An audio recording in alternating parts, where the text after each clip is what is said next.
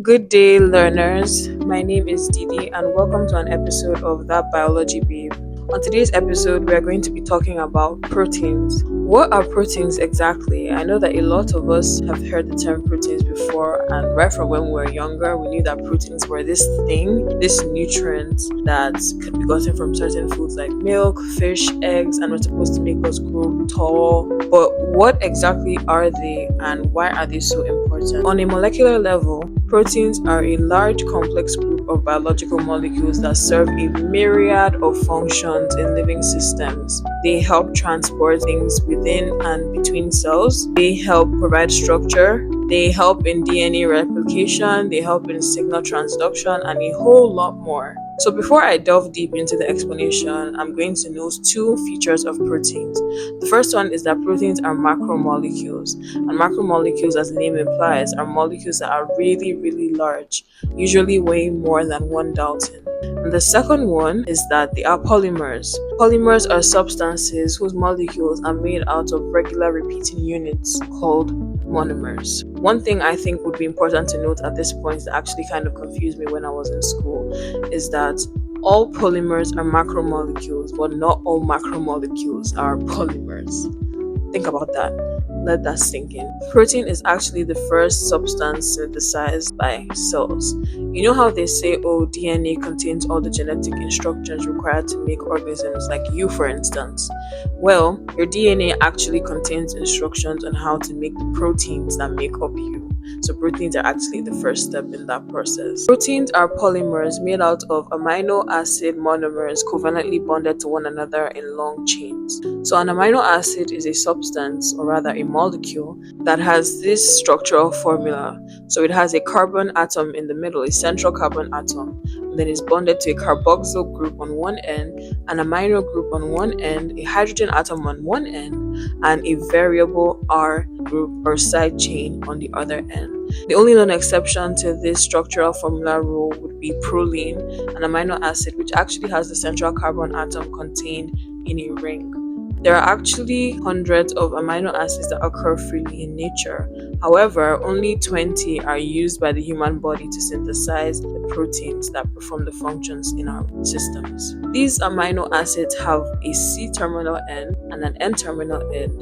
The C-terminal end corresponds to the end that has the carboxyl group, and the N-terminal end corresponds to the end that has the amino group. The C-terminal end bonds to the N-terminal end through what we call a dehydration synthesis reaction in order to form what is known as a peptide bond. The C-terminal end loses its hydroxyl group while the N-terminal end loses one of its hydrogen atoms. This is the removal of a water molecule, hence the term dehydration synthesis. So these molecules are lost, and the C then bonds to the N in order to bridge the amino acid units. These peptide bonds are what form what we call polypeptide chain, which is amino acids bonded sequentially to one another via peptide bonds. Proteins actually have 3 to 4 different structures. There's a primary, secondary, tertiary, and quaternary structure.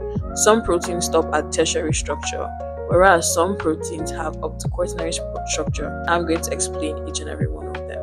Primary structure. This is the amino acid sequence of a protein. This is the type, the number, and the position of different amino acids in a polypeptide chain. And this sequence is very crucial to the function of the protein because it determines the secondary structure and also determines tertiary structure, which also determines the quaternary structure. Even a slightest change to the amino acid sequence alters the structure of the protein in some way, and in some cases this may alter or completely damage its biological function. For example, in the protein hemoglobin, which carries oxygen around our bloodstream in red blood cells, an evolutionary mutation in the genes that code for hemoglobin changed an amino acid, glutamic acid, to valine, which is actually responsible for the genetic disorder known as sickle cell disease. It changed the structure of the hemoglobin,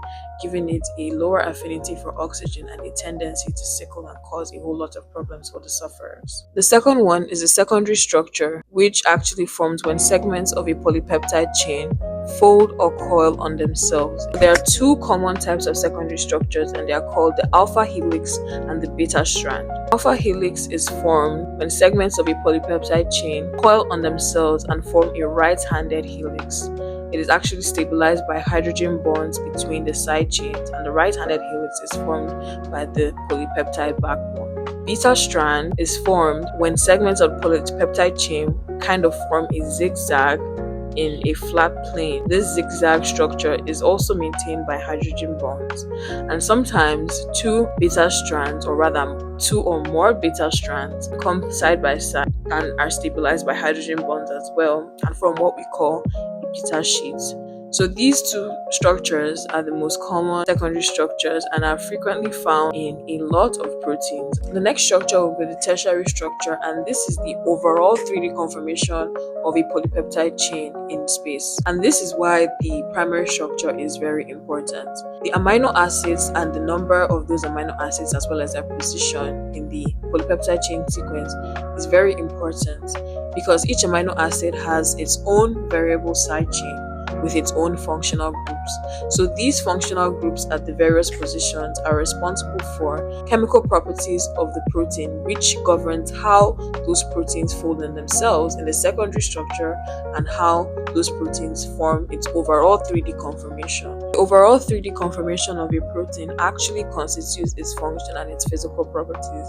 For example, some proteins may have certain segments of polypeptide chain embedded at its core and not exposed to the surface. The segments that are exposed to the surface and are free to interact with the environment, those segments and their chemical properties actually constitute the functions of that protein, as well as their physical properties. For example, if a protein has embedded in its core hydrophobic elements, the hydrophilic ones are on the exterior in contact with the environment. That protein would be able to dissolve in water. Since when a protein forms in the ribosomes of a cell, there are a number of innumerable iterations or conformations that protein can take. So how exactly does the protein know which one is the most functional and which one is the most stable? Well, that is where what we call molecular chaperones come into place. Molecular chaperones, as the name implies, chaperone the protein as it is being synthesized by the ribosome and prevent it from conforming in a wrong way. It guides it. It's kind of like a guide protein that helps the protein and molds it towards forming the right combinations to reach its most stable and functional form while preventing wrong folding. The last type of structure, which some proteins don't have, is the quaternary structure. Some proteins are made up of a single polypeptide chain and end at tertiary structure, whereas some other proteins are formed by two or more polypeptide chains aggregated together. Same bonds that hold tertiary structures together, which are hydrogen bonds, disulfide linkages, polar nonpolar associations, as well as ionic bonds, are the same bonds that hold quaternary structures together. Proteins have what we call domains. So domains are regions of a protein that have specific functions. These regions are actually both structural and functional subdivisions in the sense that they are physically separate, their functions are also separate. For example, a protein that performs multiple functions may have one function in one domain and another function in a different domain. Domains of proteins are usually held together by what we call random coils. A random coil is basically a protein segment that has no defined order or conformation. There's no identifiable type of secondary structure. You can't say this is a beta sheet, you can't say this is an alpha helix. As the name implies, it is very random. These random coils tend to act as like hinges that allow aspects of a protein to move with respect to one another. Proteins are very important. They are very indispensable. They facilitate most of the processes that sustain life. For example, our immune function. Antibodies are proteins that help our body to fight diseases. Antibodies bind to foreign substances like bacteria, viruses, fungi, and attach to them in order to get rid of them and help our body fight immunoglobulin E, IgA, IgD, and so on. Most of the enzymes in our bodies are actually proteins. Enzymes are molecules that help facilitate and speed up chemical reactions in our body.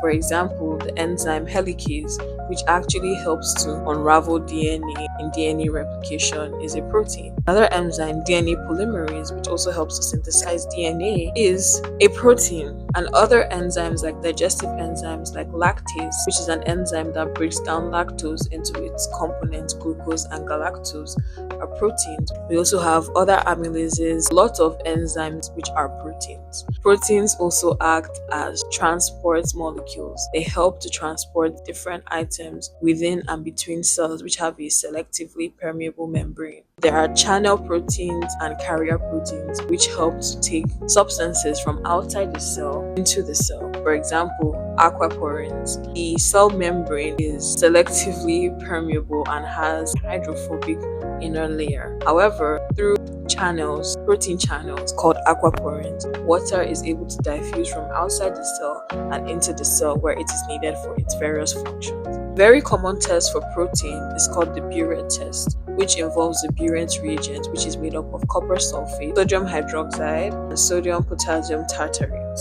This test is actually a colorimetric test, meaning that you can see a color change that predicts or rather indicates the presence of peptide bonds in proteins and peptides. So the principle is that the copper ions in the Burette agents binds to peptide bonds, producing a violet complex, which we can see with our eyes. The international recommended dietary allowance for protein is actually 0.8 grams of protein per kilogram of body weight, and this is actually for the average sedentary adult. This prescription may vary and will vary depending on a lot of things like sex, your health status, your physical activity, your age. So it's important to do your research and know exactly how much protein is suitable or needed for you. There are multiple both animal-based and plant-based sources of proteins. Proteins can come from lean meats such as beef, bison, and from poultry like chicken, turkey, from beans and legumes, chickpeas,